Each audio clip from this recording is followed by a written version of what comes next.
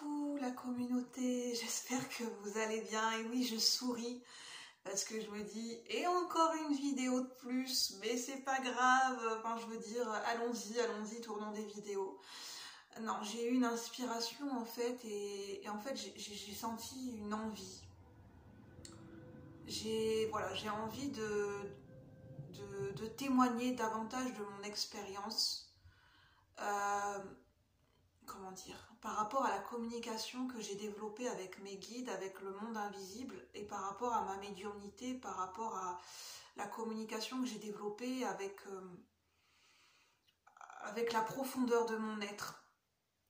Et j'ai envie d'en parler en fait, pour les gens qui s'y intéressent, pour les gens qui se posent des questions, qui sont curieux, parce que je pense qu'il y a des gens qui ont sincèrement envie de communiquer à leur façon, de créer un lien avec ce monde invisible. Et ben, tout le monde en a le droit en fait. Simplement, l'avertissement que je poserai, et même pour moi-même, qu'on a tendance à oublier, et je sais pas si c'est une règle absolue, en fait c'est même pas une règle, mais je pense que dans le monde dans lequel on vit, et dans les différentes énergies qui nous entourent, même dans la matière, on ne peut que l'expérimenter. Tout est une question de juste dosage, d'équilibre et de bon moment pour quand on se sent prêt à.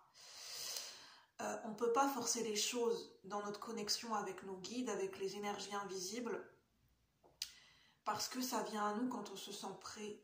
Et quand on a atteint, je dirais, je ne sais pas si c'est le bon terme, une certaine maturité au niveau d'une conscience de là où on en est sur notre chemin, et qu'on a, en fait, je pense, hein, c'est mon avis personnel et c'est ce qui me vient de manière spontanée, et je peux me tromper, je n'ai pas de vérité absolue, mais je pense que pour développer sa médiumnité, de mon point de vue, le mieux, ce qui est le plus judicieux, pour ne pas qu'on soit trop perturbé et que ça se passe d'autant mieux, le développement et l'intégration de cette médiumnité, de ces capacités extrasensorielles, c'est de le faire à un moment où on se sent prêt et on se sent stable à l'intérieur de soi.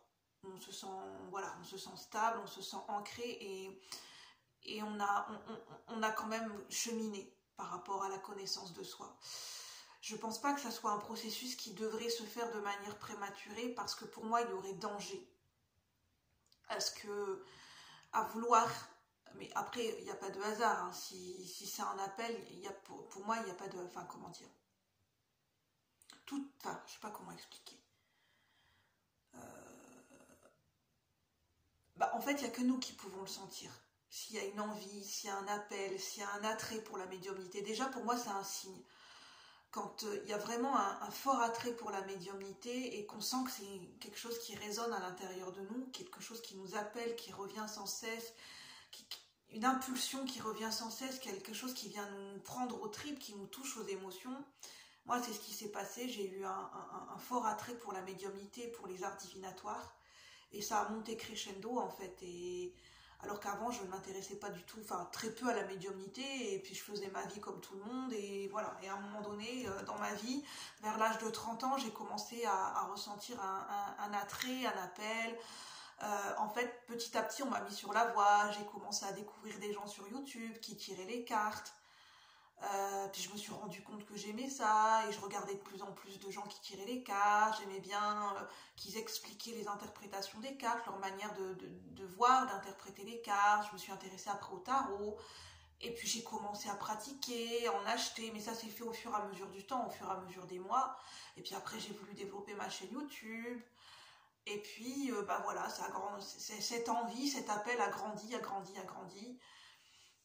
Et cette communication avec mes guides, elle s'est pas faite du jour au lendemain en fait. Au début, j'étais hésitante, au début, c'était pas très naturel pour moi de parler à voix haute à mes guides. J'avais du mal à me représenter ce que c'est que communiquer avec le monde invisible.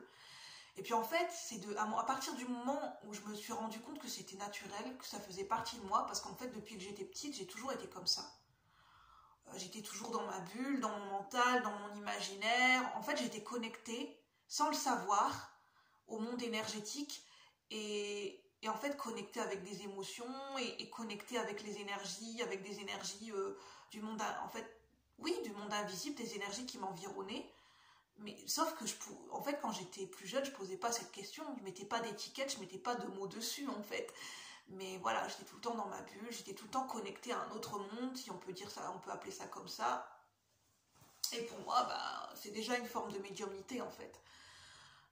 Pour moi, je dirais que c'est une forme de médiumnité connectée à une fibre artistique et à une fibre très, très, très sensible en fait. Et les deux peuvent très bien matcher. Et je pense que quand on a une fibre artistique et quand on est très, comment dire, on a un attrait pour la créativité et le monde artistique, je pense que généralement, je pense que c'est pas une généralité à 100%, mais les gens qui se sentent artistes peuvent avoir un attrait, un goût aussi pour les arts divinatoires et la médiumnité, parce que c'est un monde qui est similaire, je dirais. C'est une approche qui est similaire. Et c'est pour ça que je pense que ça a matché pour moi, les arts divinatoires et la médiumnité. Comme j'avais déjà cette fibre sensible en moi, ben voilà, le lien, c'est, voilà. En fait, le pont et la passerelle, le lien s'est fait. C'était déjà des parties de ma personnalité, des parties de moi, en fait, des facettes de moi qui résonnaient, qui simplement commençaient à émerger.